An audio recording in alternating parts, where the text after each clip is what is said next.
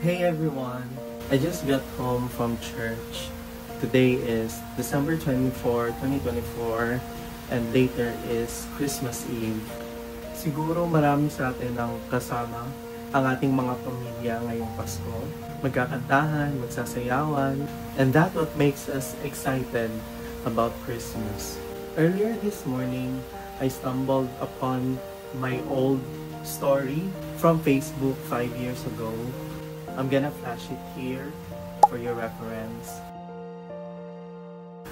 That photo was taken on December 24, 2019 sa site nung nagtatrabaho ako in a different city away from my family, wherein I'm working my ass off on Christmas Eve and spent the next day on my bed.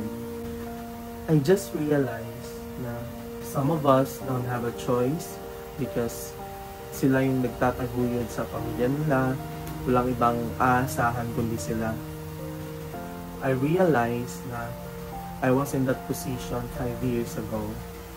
That's why my heart today goes out to those people na nagtatrabaho para may taguyod na kanilang pamilya, whether you are a call center agent, solving problems of their clients, security guard, ensuring the safety of the company, police patrolmen, ensuring the safety of the people, OFWs, sacrificing for their families.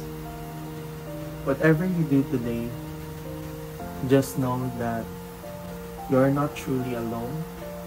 I am one with you.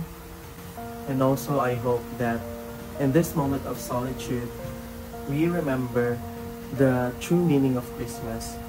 That is the birth of our Savior Jesus Christ. And the spirit of Christmas is about giving love and being kind to other people.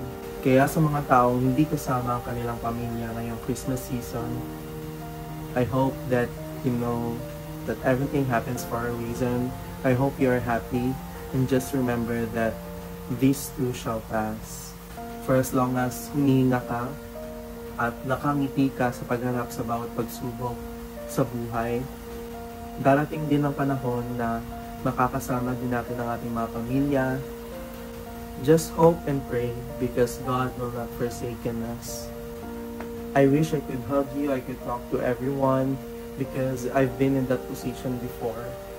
I know it's not easy, but for as long as you persevere, God will see all your efforts and sacrifices, and God will reward you someday for being faithful.